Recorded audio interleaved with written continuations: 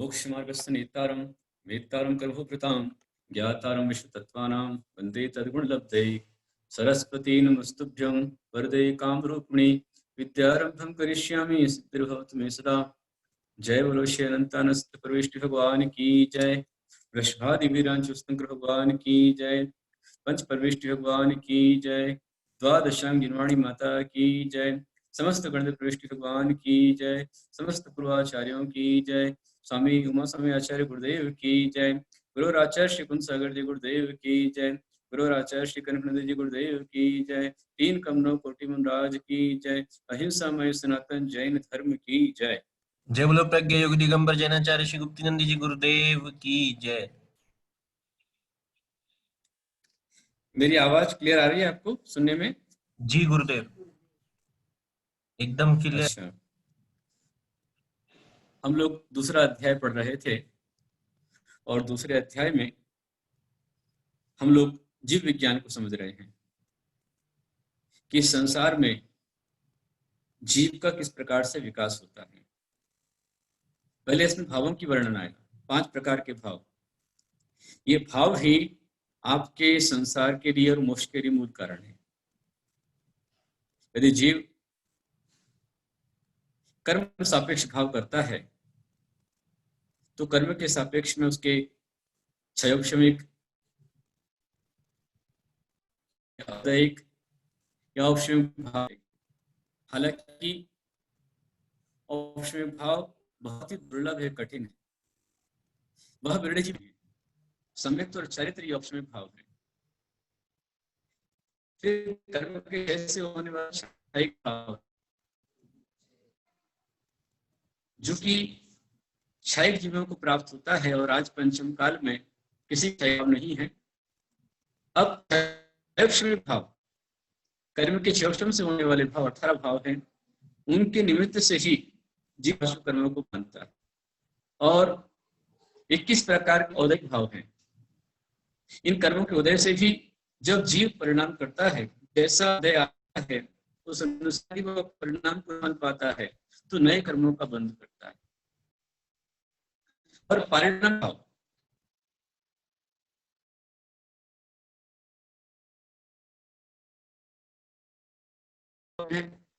उनके एकमात्र जो त्रस्त जीव है, उन कर्म से वृद्धि को प्राप्त होता है। उनके नाम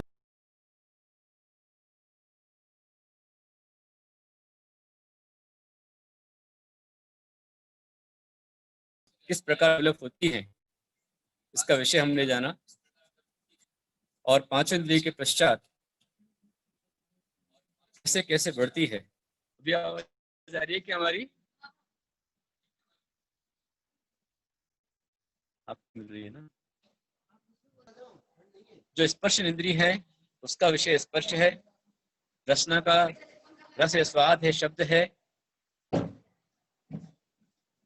घ्राण इंद्रिय का गंध है, चक्षु इंद्रिय के वर्ण है और कर्ण इंद्रिय का शब्द है, सुनना, ये विषय होता है। और जो मन है, मन का विशेष श्रुत है। मन हमारे अंदर प्रत्येक पंचेंद्रिय जीव में होता है और वह मन के माध्यम से चिंतन करता है, शुभाशुभ का हिताहित का चिंतन करता है, इसलिए वो संगी कहलाता है। और यह जो पंच स्थावर हैं उनके पास मात्र एक इंद्रिय होती है। इसके बाद जो त्रस्त जीव हैं उनके क्रम क्रम से लट आदि को 2 इंद्रिय, चीटी आदि को 3 इंद्रिय, भौरे आदि को 4 इंद्रिय और मनुष्य आदि को 5 इंद्रिय प्राप्त होती है। ये हमने समझा था। इसके बाद हमने समझा कि जो संगी जीव होते हैं, पंचेंद्रिय संगी होते हैं, वो समनस्क होते हैं, मन सहित होते हैं। जो मन रहित वो अमनस्क हैं और जो मन सहित समनस्क हैं। समनस्क का मतलब क्या? संज्ञा होना। संज्ञा का मतलब क्या होना? कि आपको हिताहित का विवेक होना, आपको धर्म के प्रति रुचि, आत्म कल्याण की भावनाएं, त्याग नियम संयम की भावनाएं, क्या मेरे लिए हितकारी है, क्या मेरे लिए अहितकारी है, इसके विषय में विशेष आपका चिंतन होना, ये मन के माध्यम से होता है। जिसके पास मन नहीं है वो नहीं कर सकता। फिर प्रश्न आया कि यदि मन के द्वारा ये होता है तो जो जीव शरीर को छोड़ चुका है, मृत्यु को प्राप्त कर चुका है, ऐसा जीव मृत्यु को प्राप्त करने के पश्चात जब शरीर को छोड़ चुका है तो अन्य शरीर को कैसे जाता है, वहां से कौन सी इंद्रियां काम करती हैं, कौन सा मन काम करता है, उसके लिए सूत्र आया है। अगला सूत्र हमारे लिए आप चलेंगे, विग्रहगतौ कर्मयोगः, विग्रहगतौ कर्मयोगः। 25 नंबर का सूत्र है, विग्रह गति में कर्मयोग होता है। विग्रह गति का मतलब होता है कि जो गति विग्रह के लिए होती है उसको विग्रह गति कहते हैं। विग्रह मतलब शरीर। तो जब कोई जीव एक शरीर को छोड़कर उस शरीर की ओर जाता है उस समय उसकी विग्रह गति होती है, और विग्रह गति में उसके साथ में कर्मयोग मतलब कर्मण का योग उसका होता है। एकमात्र कर्मण का योग के माध्यम से वो चलता है। इस तरह से विग्रह गति में होता है, और उस समय पर न मन है न वचन है, परंतु कर्मण का योग है। उस कर्मण का योग होने के कारण से वह उसके माध्यम से अपने शरीर के लिए चलता है। अब जब जाता है तो किस प्रकार जाता है, उठ पटांग जाता है या क्रम से जाता है? तो अगला सूत्र आया, अनुश्रेणी गति ही। 26 नंबर का सूत्र है, अनुश्रेणी गति ही। इसका मतलब क्या हुआ कि जिस समय जीव का गमन होता है वह श्रेणी के अनुसार होता है। आकाश प्रदेश की जो पंक्तियां होती हैं उनको श्रेणी कहते हैं। जो संपूर्ण लोक है उसमें तिरछे क्रम से ऊपर की ओर नीचे की ओर जो प्रकार की आकाश पंक्तियां होती हैं उसको कहते हैं पंक्ति। तो उसके अनुसार जीव गमन होता है। हाँ, और जब गमन होता है उस समय, गमन के समय वहां पर दो नियम लगते हैं, एक काल नियम है और एक देश नियम। देश नियम के अनुसार जब ये जीव भव से भवांतर की ओर जाता है, एक भव से दूसरे भव की ओर जाता है, उस समय पर उसका ऊपर की ओर या नीचे की ओर या तिरछे उसका गमन होता है। तो ये अनुश्रेणी अनुसार होता है। और काल नियम, काल अनुसार जिस समय उसका मरण होता है तो मरण के पश्चात गमन होता है, उस समय पर जो पुद्गल परमाणु लोक के अंत तक जा रहा है वो एक समय के अंदर चला जाता है।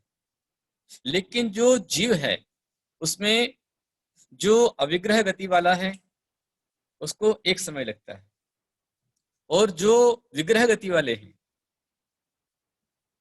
उनके विग्रहवती होने पर उनके मैक्सिमम उनको 3 समय लगता है। नहीं, अविग्रह मतलब सरल गति है, सरल। इसमें आ रहा है, अगला सूत्र आ रहा है, मुक्ति जो गति कौन सी होती है? 27 नंबर का सूत्र है, अविग्रह जीवस्य, अविग्रह जीवस्य। इसका मतलब क्या हुआ कि जो सिद्ध जीव हैं, कर्म काट करके मोक्ष की ओर चल पड़े हैं या मोक्ष में जा रहे हैं, ऐसे जीवों की अविग्रह सरल गति होती है, और उस समय उनकी जो गति होती है वो एक समय की होती है। भगवान यहाँ धरती से 5000 धनुष ऊपर कर्म काट कर जब जाते हैं तो मात्र एक समय के अंदर में वो 7 राजो गमन कर जाते हैं, ये शक्ति। तो ये अविग्रह जीवस्य, जो मुक्त जीव हैं, कर्म से रहित जीव हैं, उनकी अविग्रह मतलब मूढ़ा रहित सरल गति होती है, वक्रता रहित। विग्रह जहां पर वक्रता है उसको विग्रह कहते हैं, और जहां पर वक्रता नहीं है उसको अविग्रह कहा जाता है। तो अगला सूत्र आता है, विग्रहवती च संसारिणः प्राक्चतुरभ्यः, विग्रहवती च संसारिणः प्राक्चतुरभ्यः। इसका मतलब क्या हुआ कि जो सिद्ध भगवान है उनके तो एकमात्र अविग्रह गति होती है। अविग्रह का मतलब बताया था शरीर, तो उनकी शरीर के लिए नहीं है, इसलिए वो अविग्रह है। और विग्रह का अर्थ मोड़ भी होता है, वक्रता भी होता है। तो विग्रहवती च, जिनके भी मोड़े वाली गति होती है, और च शब्द से अविग्रह वाली गति होती है, उनके संसारिणः, संसारी जीवों के, या सिद्धों में नहीं लगाना, संसारियों में प्राक्चतुरभ्यः, 4 समय से पहले पहले उनकी गति हो जाती है। यहाँ काल नियम आ गया कि यदि जिनकी ईशु गति है, ईशु मतलब सरल गति, ईशु मतलब बाण होता है, जैसे बाण छोड़ा जाए तो बाण सीधा अपने लक्ष्य को पहुंच जाता है, इसी प्रकार से जिनकी मूढ़ा रहित गति है उनको तो एक समय लगता है ईशु गति में। फिर 3 गतियां और होती हैं इसके अलावा, जिसका नाम है पाणी मुक्ता और हल्लांगलिका और गोमूत्रिका। पाणी मुक्ता, हल्लांगलिका और गोमूत्रिका। पाणी मुक्ता का अर्थ है कि जहां पर एक मूढ़ा है लेकिन वहां 2 समय लगते हैं, क्योंकि निकला तो जो ब्रेक आया, मोड़ आया, वहां पर एक समय, और जहां सीधा हुआ उसमें 2 समय, तो यहाँ पर 2 समय लगते हैं। और हल्लांगलिका, जैसे हल होता है, हल में 2 मोड़े होते हैं, तो वहां पर 3 समय लगते हैं। और जहां पर पाणी मुक्ता गति है वहां पर उसको 4 समय लगता है। 4 समय के अंदर अंदर नियम से वह जीव जन्म ले ही लेगा। ये काल नियम लग गया है इसको। और ये किनके होता है? तो जो निष्कुट क्षेत्र में जन्म लेने वाले हैं उनके इस तरह का पाणी मुक्ता वाला, गोमूत्रिका वाला उनका होता है। पहला ईशु गति, वो अगली वाली आ रही है। 29 नंबर का सूत्र है एक समया विग्रह। एक समया विग्रह मतलब एक समय की अविग्रह गति होती है। मतलब जो ईशु गति से जा रहा है, बाण की गति के समान जा रहा है, उस ईशु गति वाले के जो गमन होता है उसमें एक ही मुड़ा नहीं होता, इसलिए उसको मात्र एक समय लगता है। एक समय वाली अविग्रह गति होती है, सरल। तो अविग्रह से यहाँ पर सरल लिया गया है। और किसके है ये? संसारी के है। हाँ। फिर इसके अलावा जो अगले हैं उनके, जिसकी यदि गोमूत्र गति है, पहले आती है पाणी मुक्ता, मतलब पानी के समान, हाथ के समान, और मुक्ता, पाणी मुक्ता गति जो होती है, तो यहाँ पर आपको 2 समय लगते हैं। हालांकि पता नहीं चलता है। वैसे भी हमारे यहाँ समय का मतलब क्या है? इतना माइक्रो टाइम है ये कि जब कोई शुद्ध पुद्गल परमाणु एक प्रदेश से निकटवर्ती प्रदेश पर मध्य गति से गमन करता है, उसी गमन में जितना समय लगता है उसको एक समय कहा गया है। तो वो समय आपकी कोई इंद्रियां, आपके कोई यंत्र, कोई उपकरण उसको नहीं पकड़ सकते।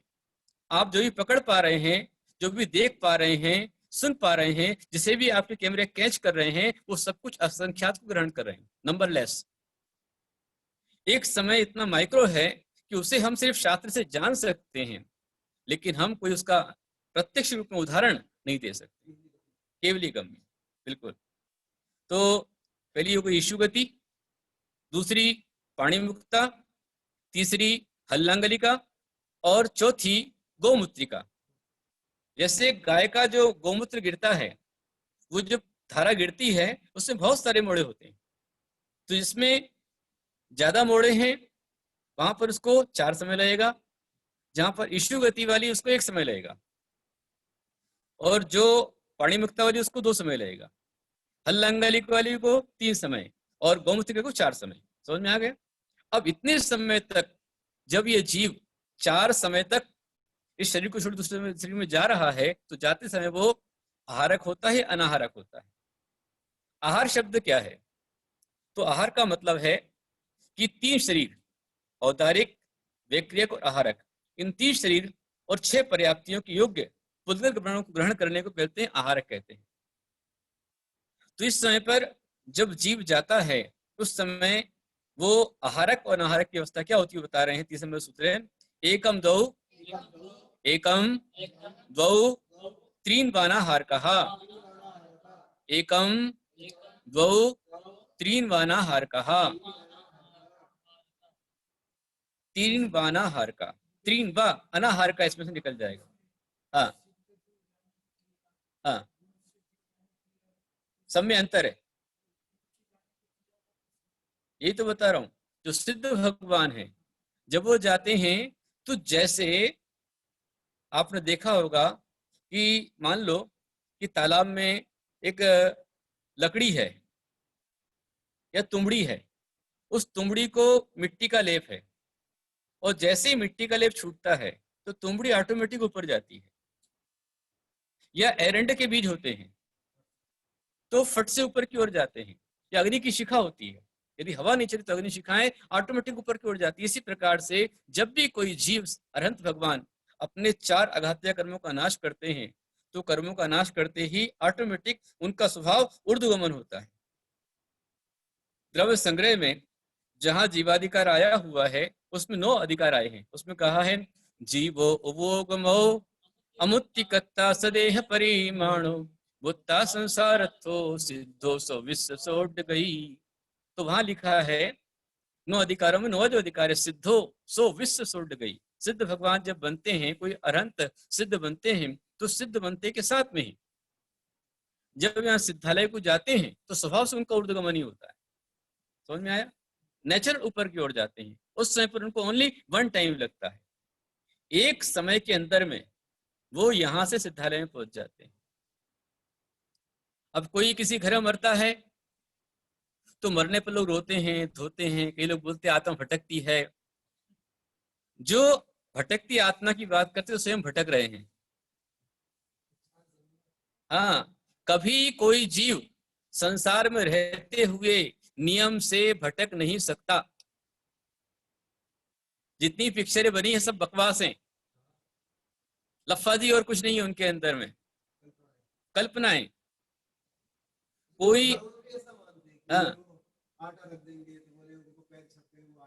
नहीं, वो एक बार होता है कि भाई मतलब कोई जीव कहाँ गया तो जाने के लिए आना जाना नहीं, लेकिन संकेत उसमें आते हैं कि भाई किस गति में गया। कोई बहुत विशुद्ध परिणाम रहे और बहुत होनहार तब पता चलता, हर एक को पता नहीं चलता है। परंतु कोई भी जीव जन्म लेता है, मतलब गर्भ में कोई व्यक्ति मृत्यु को प्राप्त हुआ तो मृत्यु को प्राप्त होने के पश्चात वह अधिक से अधिक 4 समय तक ही बिना शरीर के रह सकता है। 4 समय के अंदर नियम से कोई ना कोई शरीर को धारण कर ही लेगा। 4 समय के अंदर कोई ना कोई शरीर प्राप्त हो जाएगा। और कौन सा प्राप्त होगा? तो जई मई तई गई हुई, जैसी मति वैसी गति होती है। जैसा आयु बंध हुआ है, आयु के बंध के अनुसार जो उस गति के अंदर जाता है, ये ध्यान रखना।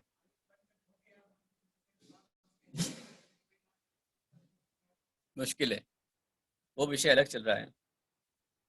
आयु बंध हो गया और आयु बंध के पश्चात उस आयु में आपको जाना ही जाना है। यदि परिणाम आपके अच्छे हुए, कम हुए, ज्यादा हुए, तो उदय में आने के पहले जो आयु कर्म की स्थिति उसमें अपकर्षण उत्कर्षण हो सकता है। जैसा हो उसको कोई बोल नहीं सकता है और कोई देख नहीं सकता, कोई कह नहीं सकता है, वो ऑटोमेटिक है।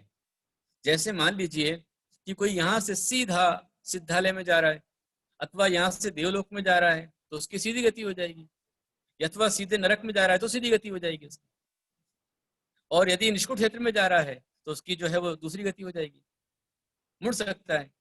तो बाबा जी ने एक प्रश्न किया धर्मगुप्त जी ने कि आयु के समय पहले आयु बन गई, मान लो किसी नरक आयु मान ली, बाद में परिणाम उसके अच्छे हो गए, तो पहली बात तो ये कि नरक आयु बंधने के बाद कितना ही पुरुषार्थ कर ले लेकिन नरक से छूटने के योग्य परिणाम उसके हो ही नहीं सकते। एक बार आयु बंद हो गया, चाहे वो नरक का हो, चाहे तिर्यंच का हो, चाहे देव का हो, चाहे मनुष्य का हो, जो आयु बंद गई उस आयु में आपको जाना ही पड़ेगा, आप छूट नहीं सकते उससे। हाँ, लेकिन जो आयु बंदी है उस आयु की स्थिति में कम ज्यादा किया जा सकता है। ज्यादा करने को बोलते हैं उत्कर्षण और कम करने को बोलते हैं अपकर्षण। ये उदय में आने के पहले हो सकता है। सत्ता में पड़े कर्म को आप ठीक कर सकते हो, लेकिन जो भुज्यमान आयु है उसमें कम ज्यादा नहीं हो। जैसे हम मनुष्य बने हुए हैं, हम कितनी तपस्या साधना कर ले तो कितना ही मंद परिणाम बना ले, इससे जितने आयु के निषेक हैं उतने रह सकते हैं, लेकिन आपकी आयु बढ़ नहीं सकती है। वर्तमान में जैन सिद्धांत के अनुसार आयु का जो रेशो चल रहा है वो अधिकतम 120 साल की आयु हो सकती है, उससे अधिक नहीं हो सकती है। कोई बोलता है वो 3 साल से जी रहे हैं, 4 साल से जी रहे हैं, ये सब कल्पना है और कुछ नहीं है। 2 साल का इंसान जी रहा है, को किसने देखा? क्या प्रमाण तुम्हारे पास? 120 साल की आयु के ऊपर नहीं हो सकता है। और आयु में बंधने के बाद जैसे श्रेणिक का जीव, उन्हीं के 2 उदाहरण आते हैं। राजा श्रेणिक ने सैनिक बनने के पहले जब वो खदिरसार भिल्ल था, तो खदिरसार भिल्ली की पर्याय में उस श्रेणिक राजा ने, खदिरसार भील की पर्याय में जब वो जंगल में था और जंगल में उसे दिगंबर मुनि मिले, तो दिगंबर मुनिराज को देख करके, वहां से अंदर से घड़ी लेके आओ जरा, दिगंबर मुनि महाराज को देख करके उसके परिणाम त्याग के हुए उसने कहा, भगवान आपके दर्शन से मेरा जीवन धन्य हुआ है, मुझे आशीर्वाद दीजिए, मेरे कल्याण के लिए कुछ रास्ता बताइए। तो जो मुनिराज थे वो अवधि ज्ञानी थे, उन्हें जान लिया कि ये भील की आदिवासी की आयु बहुत कम बची हुई है। तो मुनिराज ने कहा कि बोल, तू कुछ त्याग कर सकता है? बोले, मैं तो भील हूं, आदिवासी हूं, रोज शिकार करता हूं, मांसाहार करता हूं, जीव हिंसा करता हूं। बोले, फिर भी कुछ त्याग कर सकता है? बोले, आप बताइए। तो मुनिराज ने कहा कि अच्छा तू ये बता कि क्या तूने जीवन में कभी कौवे का मांस खाया है? बोले, नहीं खाया, आज तक कभी नहीं खाया। अरे खाएगा? बोले, नहीं, कभी नहीं खाऊंगा। तो बोले, इतना ही नियम ले ले कि आज से मैं आजीवन कौवे के मांस का त्याग करता हूं। ये ध्यान रखना कि ये कहानी आपको त्याग की प्रेरणा देने के लिए है, ना कि पाप की ओर भागने के लिए है। वो यदि ये सोचे कि हम तो जैन हैं, हम भी अकेले कौवे का मांस त्याग कर देवें और बाकी मांसाहार करें, तो जो जैन होकर के मांसाहार करता है वो निकृष्ट है, पापी है, अधम है, उसकी तो महान दुर्गति होगी, कोई भी नहीं बचा सकता है जैन कुल पा करके। ये तो उसकी बात है जो भील था, मांसाहारी था, आदिवासी शिकारी था, उसके लिए आचार्य भगवान ने कहा कि तू सारे मांस का त्याग कर दे। उसने कहा, नहीं, मैं नहीं छोड़ सकता हूं। तो फिर कहा कि भाई कौवे का मांस खाता है? बोले, नहीं खाता हूं। कभी खाएगा? बोले, नहीं खाऊंगा। बोले, प्रण ले कि मैं जीवन में कभी कौवे का मांस नहीं खाऊंगा। उसने कहा, ठीक है। मुनिराज ने कहा, सावधान, तेरे नियम की परीक्षा होगी, पर परीक्षा में पक्का रहना, कभी नियम टूटना नहीं चाहिए। बोले, जी मेरे प्राण चले जाएं पर मैं कौवे का मांस कभी नहीं खाऊंगा। यह नियम उस खादिरसार भील ने लिया। अब नियम लेने के कुछ दिनों पश्चात कुछ दिन बीते और उसे कोई बीमारी हुई। कुछ छोटी मोटी दवाइयां खाई पर बीमारी ठीक नहीं हुई। फिर ओझा को उनके यहाँ बुलाया। ओझा आए और ओझा ने, वैद्य ने उसको देखा और देख करके दवाई दी कि ये दवाई है, पर ये दवाई जो खानी है ये कौवे के मांस के साथ में खानी है, तो दवाई काम करेगी। उसने स्पष्ट कहा कि मेरे कौवे के मांस का त्याग है, मैं दवाई नहीं खा सकता। उस ओझा ने उसकी पत्नी को समझाया कि देखो, यदि ये दवाई तुम्हारा पति नहीं खाएगा तो ये मर जाएगा, इसलिए कुछ भी करो, इसका नियम तोड़वाओ और कौवे के मांस में इसको दवाई खिलाओ। लेकिन वो तैयार नहीं हुआ। तो वैद्य ने कहा, ओझा ने कहा कि भैया बताओ ये किसकी बात मानता है? तो पत्नी ने कहा, ये मेरे भाई की बात मानता है। बोले, तुम उसको बुलाओ, किसी भी तरह से इसको दवाई देनी पड़ेगी वरना बचेगा नहीं। और वह वैद्य चला गया। पत्नी ने अपने भाई को बुलवाया और जब उसका भाई पिछले गांव से इस गांव की ओर आ रहा था तो बीच रास्ते में एक स्थान पर उसने देखा कि एक पेड़ के नीचे एक कोई स्त्री, जो कि मात्र 16 साल की दिखलाई दे रही थी, अति सुंदर थी, वह पेड़ के नीचे बैठी बैठी रो रही है। तो जो भीलनी का भाई था, खदिरसार भील की पत्नी का भाई, उसने देखा बियाबान जंगल, इतने सुंदर जंगल में इतनी सुंदर सी स्त्री अकेली बैठी है, रो रही है, बात क्या है? वो उसके पास में गया, जाकर के पूछा कि आप कौन है? स्त्री है, देवी है? बोले, मैं देवी हूं, इसी वृक्ष में रहने वाली देवी हूं। तो आप क्यों रो रही हैं? वो देवी ने कहा कि अभी तुम जिसके पास जा रहे हो? बोले, खदिर सर? बोले, हाँ। तुम जिसके पास जा रहे हो उसने एक मुनिराज से कौवे के मांस के त्याग का नियम लिया है। और कौवे के मांस का त्याग करने के कारण से वह मर कर के मेरा नियोगी, मेरा देव बनने वाला है। और अभी तुम जाओगे, जाकर उसे कौवे का मांस खिलाओगे तो उसको फिर ये पर्याय प्राप्त नहीं होगी, वो मेरा पति नहीं बन पाएगा, इसी दुख में रो रही। उसे बड़ा आश्चर्य हुआ कि अकेले कौवे के मांस के त्याग से इतना बड़ा फल मिलता है। वो फिर भी गया और अपनी बहन के मोह में जाकर के उसने खादिर साहब को बहुत समझाया, खूब समझाया कि अरे भाई, जीवन है, जान है तो जहान है, सारे नियम साइड में रखो, पहले अभी दवाई ले लो, ठीक हो जाओ, जब ठीक हो जाओ फिर प्रायश्चित कर लेना।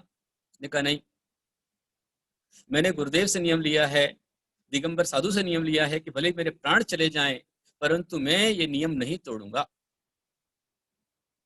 जब इस तरह का नियम उसने दृढ़ता से बताया तो वो हार गया।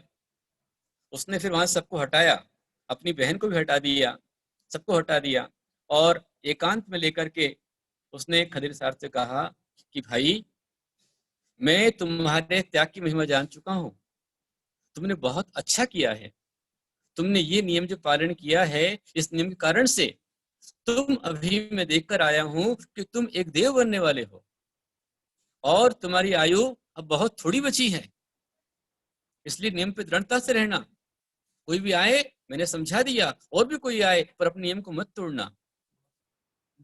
साले ने समझा दिया बहनोई को, तो बहनोई के मन में आया कि जब मेरा मरना तय है, अब कुछ खाना ही नहीं है, तो अकेले क्यों कौवे के मांस का त्याग करूं। उसने सारे मांसाहार का त्याग कर दिया, संपूर्ण जीव हिंसा का त्याग कर दिया, जीवन में जो शराब पी थी उसका त्याग कर दिया, मांसाहार का त्याग कर दिया, और गुरु को याद करते हुए, दिगंबर मुनि को याद करते हुए उसने संपूर्ण भोजन पानी का ही त्याग कर दिया, आहार पानी का त्याग कर दिया। और थोड़ी देर में ही वह शरीर को छोड़कर चला गया, मरण को प्राप्त हो गया। मरने के पश्चात उसकी मरणोत्तर क्रियाएं हुई, अग्नि संस्कार आदि जो भी होता था वहां पर किया, और सारी क्रियाएं करने के करीब कुछ दिनों बाद, 3-4 दिन बाद, वह खादिर साहब भील का साला, उसकी पत्नी का भाई, लौटकर अपने गांव जा रहा था और मन में एक कौतुक था, कौतूहल था कि अब मैं मेरे बहनोई से मिलूंगा कि कितने अच्छे देव बन गए हैं। वह इसीलिए उस पेड़ के पास में आया तो देखता है वो देवी रो रही है। अरे ये क्या हुआ, देव तो है नहीं और देवी रो रही है, क्या गड़बड़ हो गई। पूछा, देवी क्या हुआ। देवी ने कहा कि तुमने जाकर पूरा गड़बड़ कर दिया। बोले क्या गड़बड़ कर दिया। बोले उसने सिर्फ कौवे के मांस का त्याग किया था तो मेरा नियोगी देव बनने वाला था, पर तुमने त्याग की महिमा उसको बतला दी, उसने पूरा त्याग कर दिया तो उसको और ऊंचे देव की आयु बंधी है। तो आयु तो बन गई थी, लेकिन आयु के बंधने पर उसने उसमें आयु में उत्कर्षण कर लिया। अभी उदय में नहीं आई थी तो उत्कर्षण कर लिया, वो और ऊंची गति का देव बन गया। ये उदाहरण हमारे ग्रंथों में आता है उत्कर्षण के लिए, और उसी का उदाहरण अपकर्षण के लिए आता है कि सत्ता में रहने वाली आयु जो आपकी अभी सिर्फ बंधी है, सत्ता में है, उदय में नहीं आई है, बद्यमान है, भुज्यमान नहीं है, ऐसी सत्ता में पड़ी हुई आयु, उसका अपकर्षण भी किया जा सकता है। उसी श्रेणी के जीव ने जब एक मिराज के ऊपर उपसर्ग किया तब उसने सातवें नरक की आयु का बंध किया था, सप्तम नरक की आयु सागर की आयु बांधी थी, और वही श्रेणिक जब उसे पता चला, बोध हुआ, उसने पश्चाताप किया, तो पश्चाताप करने से, पश्चाताप करते हुए उसने अपनी जो 33 सागर की आयु थी उसे घटा घटा घट करके 84,000 वर्ष कर दी। इसलिए जो आयु है एक बार बंध गई तो बंधने के बाद आपके शुभाशुभ परिणामों से, यदि आपके शुभ परिणाम होते हैं, अच्छे परिणाम होते हैं, तो अच्छी गति का उत्कर्षण हो सकता है, आयु का उत्कर्षण हो सकता है। और यदि आपके बुरे परिणाम हैं, यदि आपने व्रत लेकर के उसको पश्चाताप किया, यार मैंने क्यों व्रत ले लिया, मैंने क्यों नियम ले लिया, आपको खेद होता है नियम व्रत लेने का, तो आपको जो नियम व्रत का फल मिलना चाहिए वो नहीं मिलेगा। मैंने आहार दान क्यों दिया, मैंने क्यों फालतू में दान कर लिया, मैंने क्यों धर्म कर लिया, मैं क्यों मंदिर गया, मैं क्यों गुरु के पास में गया, यदि आपको खेद इस तरह का आ गया तो आपने जितना पुण्य संचय किया तो सारा का सारा पुण्य आपका व्यर्थ चला जाएगा, आपका पुण्य की शक्ति घट जाएगी। और जो अच्छा किया उस अच्छे के लिए आपने और अनुमोदन किया। जैसे किसी आचार्य मुनिराज का आप जन्मोत्सव मनाते हैं, दीक्षोत्सव मनाते हैं, या आपने अपने मंदिर के पंचकरण की वर्षगांठ मनाई, तो ये ड्रामा नहीं है, ये सातिशय पुण्य बंदनी क्रिया है। मंदिर का आपने वर्धापन दिवस मनाया, आपके मंदिर का पंचकरण जिस तारीख में हुआ था, मूर्ति की प्रतिष्ठापना हुई थी, उस दिन को आप और अगले साल और साल दर साल आप मनाते हैं, जितने उत्साह से मनाते हैं, तो जो पंचकरण करते हुए आपने जितने पुण्य का संचय किया था, उसका वर्धापन दिन मना करके आप अपने पुण्य को और मजबूत करते हैं और ज्यादा संचय करते हैं। इसी प्रकार से ध्यान रखना कि जब भी आपके यहाँ पर कोई भी अनुष्ठान होता है, विधान होता है, पूजन होती है, उस समय पर नियम से आप कोशिश करना कि उसमें सौतमित्र अवश्य बनना। जब आप यहाँ सौतमित्र बनते हैं, स्थापना निक्षेप से आप में स्थापना की जाती है, तो वही आपको आगे साक्षात द्रव्य और भाव निक्षेप सौतमित्र बना सकती है। जो पुण्य संचय होता है, उस पुण्य से आपकी सदगति होती है, और सौधर्म इंद्र से बड़ा भाग्यशाली संसार में और कोई नहीं है। हालांकि उससे ऊपर के देव भी हैं, विभवावतारी होते हैं, पर सौधर्म ऐसा पुण्यात्मा है कि मात्र 2 सागर की आयु लेकर आता है, और 2 सागर की आयु में वो इतने पुण्य का संचय करता है। उसके 2 सागर काल में जितने तीर्थंकर भगवान होते हैं, वो सब तीर्थंकर का पूरा पंचकरण मनाता है। अमर भक्त है, बिल्कुल बिल्कुल, हाँ, अमर भक्त है सौधर्म इंद्र। तो जब भी मौका मिले, कोई विधान हो, पूजन हो, पाठ हो, उसमें इंद्र बन के लाभ लेना, कहीं पीछे मत हटना। जैसे मैंने आज सवेरे आपको सुनाया था कि वह सेठानी, उसने पहले मुनिराज से जाकर के व्रत ले लिया, और फिर आकर के जब उसके बेटे बहू ने हंसी उड़ाई व्रत की, तो उसने व्रत को छोड़ दिया। एक व्रत को तोड़ना, हमारे आचार्य कहते हैं कि एक व्रत को तोड़ने पर जितना पाप लगता है, वो कितना लगता है, तो 100 शिखरबद्ध मंदिर को तोड़ने का जितना पाप है, उतना पाप एक नियम को तोड़ने पर लगता है। इसलिए जब भी नियम लें, सोच विचार कर लें, और जो पालन कर सकते हैं वही लें। शक्ति बढ़ाइए, फिर आगे बढ़ते जाइए, और जो नियम लिया उसका दृढ़ता से पालन कीजिए, नियम से पालन कीजिए, कभी भी पीछे ना हटे, इसका बराबर ध्यान रखें। उसने, उस जीव ने, तो ये जो यहाँ पर चल रहा है, आपको बहुत अच्छा आयु का विषय आया कि वह जीव अगले शरीर में जाता है। मैंने उस दिन भी आपसे कहा था कि आयुबंध हर क्षण चल रहा है, गतिबंध हर क्षण चल रहा है, इच्छा में दुक्कड़म, गतिबंध हर समय चल रहा है। और आपका जिस समय आयुबंध का समय आया, उस समय जो गतिबंध के परिणाम हो गए, आपने चाहे सारा जीवन बहुत अच्छा किया हो, सब कुछ किया हो, पर यदि आपके उस समय जब आयु बंधना थी, उस समय यदि आपके परिणाम बिगड़ गए, तो आपका सारा का सारा बिगड़ जाएगा। हालांकि जो आपने अच्छा किया है कोई बेकार नहीं जाएगा, पर यदि अच्छा करने के बाद उसके लिए पश्चाताप करते हो, खेद करते हो, अच्छे को आप बुरा मानते हो, बुरे को अच्छा मानते हो। जैसे कई लोग, युवक पुरुष वगैरह बच्चे हैं, पहले बहुत भावनाओं से मंदिर जाते हैं, फिर अचानक कुछ घटना जीवन की होती है कि मंदिर जाना ही छोड़ देते हैं। चौमासे में ऐसे भाव बनते हैं गुरु के पास जाने के कि हम उनके साथ वैरागी बन जाएं, दीक्षा ले लें, ये भावना बनती है, और बाद में एकदम पीछे हट जाते हैं, गुरु के पास भी नहीं जाते हैं। तो जितना आपने पुण्य संचय किया, वो सारा का सारा पुण्य आपका सब बेकार चला जाता है। जैसे किसी किसान ने फसल लगाई, खूब अच्छी घास कर ली, तैयार कर ली, बाद में एक काड़ी लगा दी, सब गया काम से। इसलिए कभी भी अच्छा काम करके उसका खेद नहीं करना, बल्कि अच्छे कामों के लिए और अपनी भावनाएं बनाते रहना, और अच्छी भावनाओं को निरंतर भाते रहना। जो भी अच्छे काम किए हैं जीवन में, आपने किसी की दीक्षा में आप माता पिता बने, आपने गंगवार का पंचकल्याण किया, आपने गुरुओं को आहार दान दिया, आपने किसी को शास्त्र दान दिया, तो जो भी अच्छे काम किए हैं, उन अच्छे कामों का अनुमोदन और करते रहना। जैसे कहीं आपने तीर्थ में दान किया, बाद में अरे क्यों दान दे दिया, काहे के लिए किया, तो जो दान करके पुण्य होना था, वो आपका पुण्य भी खत्म हो जाएगा खेद करने। इसलिए जितना बने अपने परिणामों को संभालिए और बुरे परिणामों से बचिए, और शुभ परिणाम करते जाइए। आयु एक बार बंध गई तो बंधने के पश्चात आप कितने ही शुभ परिणाम करते रहो, उस आयु में जाना ही पड़ेगा। इसलिए हाँ, अच्छा करते जाओ, दरिया में डालते जाओ, जो भी करो अच्छा करते जाओ, क्योंकि किसी का बुरा मत करो, अपना ही बुरा मत करो और किसी का बुरा मत करो, सबका अच्छा करो। जो अच्छा करेगा उसका ही अच्छा होगा। आज आपने सुना कि सेठानी ने व्रत को तोड़ा और 7 बच्चे बहू उन्होंने उसका मखौल उड़ाया और पति ने उपहास उड़ाया, तो सब के सब दर दर के भिखारी हो गए, कंगाल हो गए, हाल खराब हो गए। और जब उन्होंने अपनी गलती को स्वीकार किया, एक्सेप्ट किया, पश्चाताप किया, प्रायश्चित किया, व्रत करते ही जो अंतराय था वो टल गया और संपत्ति वापस आ गई, धर्म प्रति उनकी श्रद्धा बन गई। तो एक बहुत अच्छा मौका आप लोग के लिए है।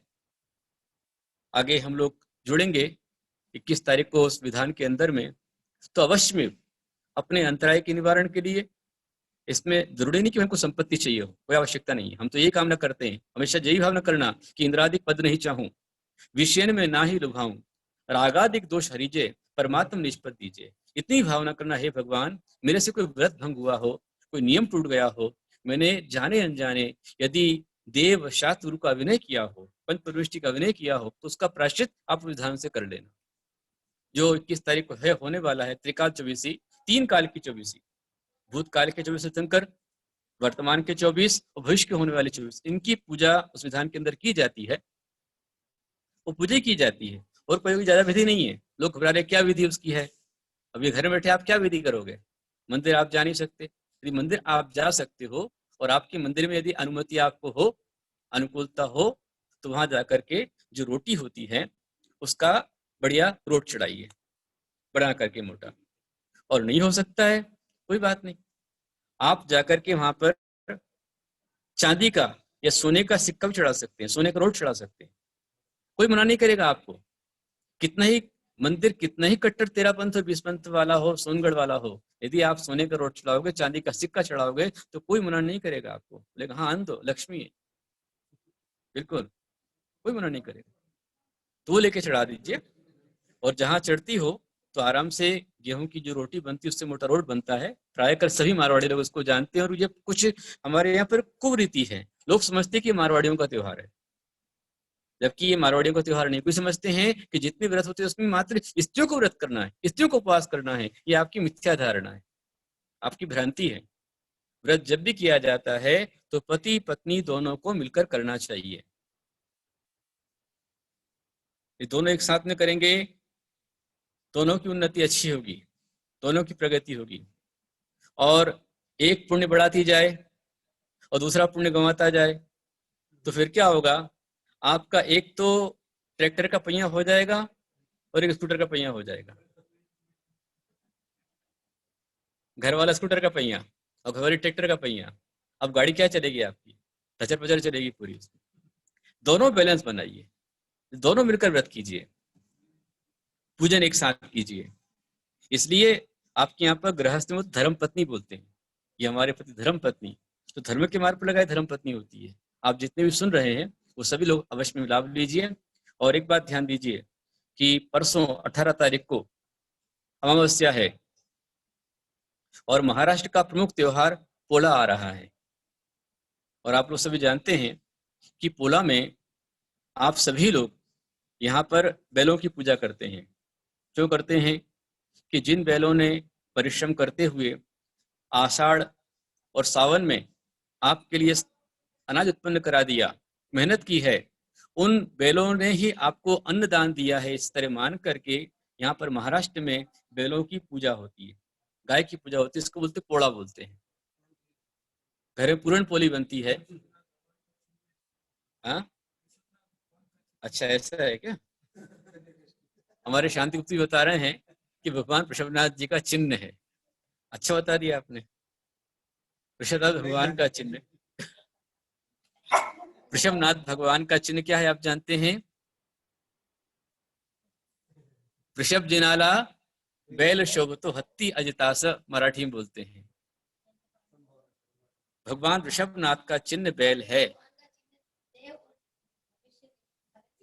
एक भी तीर्थंकर भगवान के चिन्हों में कोई देव या नारकी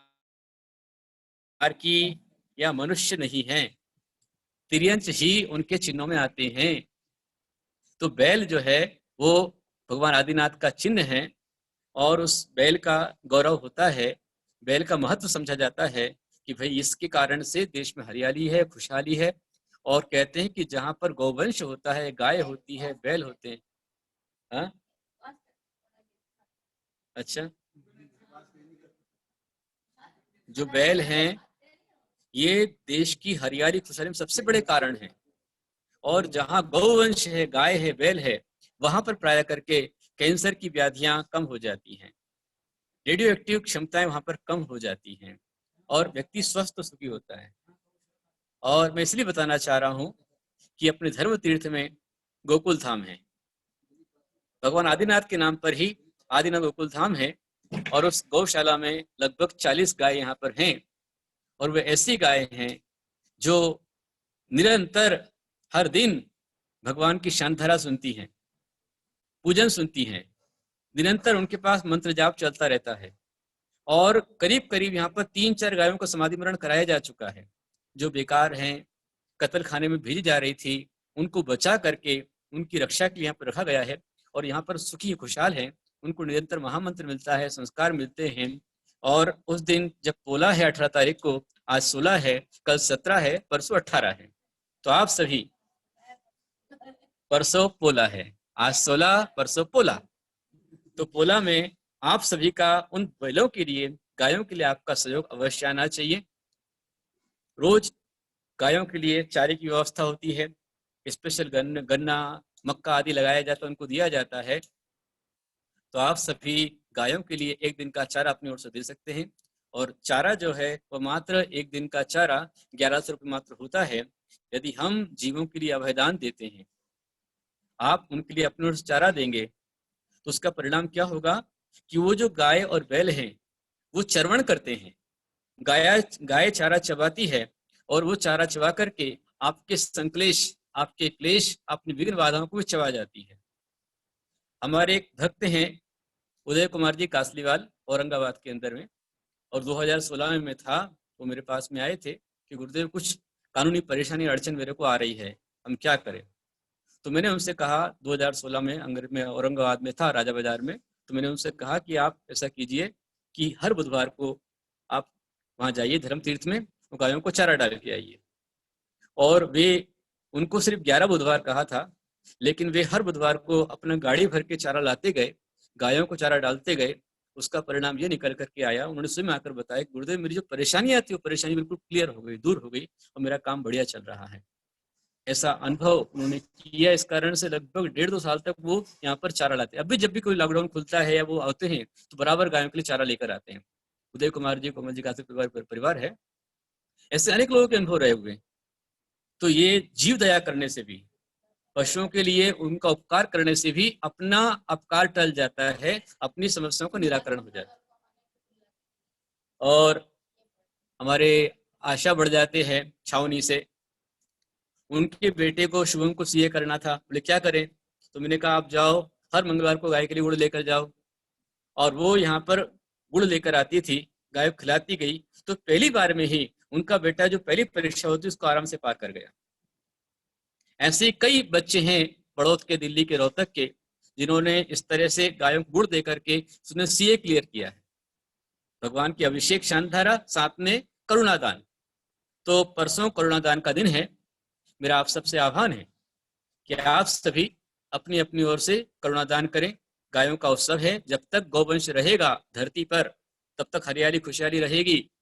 और गौवंश जहाँ पर है वहां पर जीव सुरक्षित और सुखी रहेगा। आज देखिए आप कि रामदेव बाबा कितना गौमूत्र का प्रयोग कर रहे हैं और कितनी दवाएं बना रहे हैं। इतना गौमूत्र का प्रयोग उन्होंने किया कि सरकार ने टैक्स लगा दिया उसके ऊपर।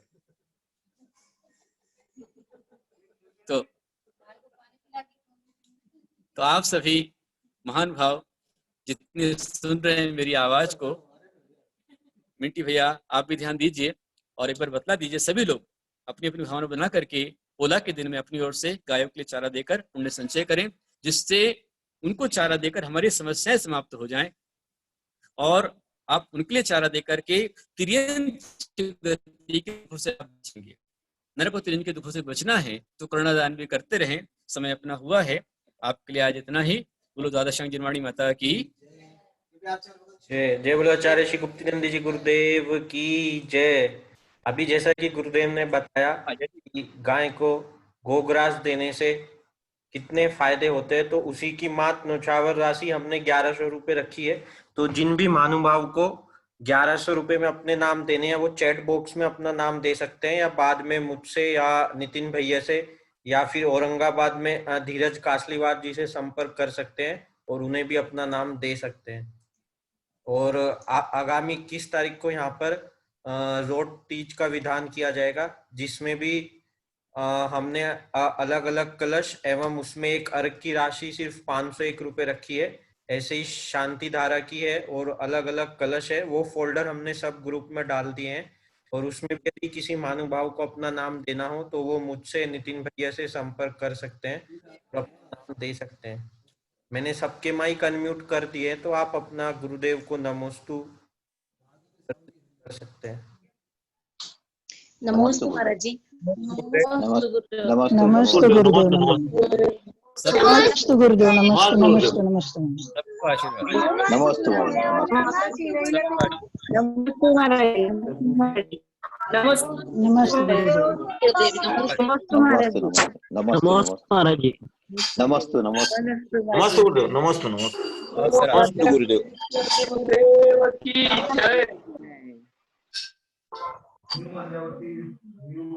आशीर्वाद, सबका आशीर्वाद।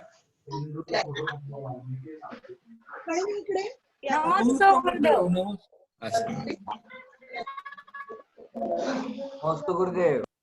हाँ अनिकेत, बहुत सारा आशीर्वाद। नमोस्तु गुरुदेव। नमस्ते गुरुदेव। नमोस्तु गुरुदेव। आशीर्वाद। नमोस्तु गुरुदेव। हाँ आशीर्वाद, आशीर्वाद। नमोस्तु। हाँ सबका आशीर्वाद। नमस्ते गुरुदेव, नमस्ते। सभी को धर्मतीर्थ परिवार की ओर से सुबह कल गुरुदेव का 9 बजे प्रवचन होगा, जिसका टॉपिक कल बहुत अच्छा है, समय पर विजय कैसे प्राप्त करें। तो आप सब लोग कल सुबह भी प्रवचन में उपस्थित रहें और 4:15 का स्वाध्याय भी होगा। सभी को जय जिनेन्द्र। नमोस्तु गुरुदेव। जय जिनेन्द्र। नमोस्तु गुरुदेव।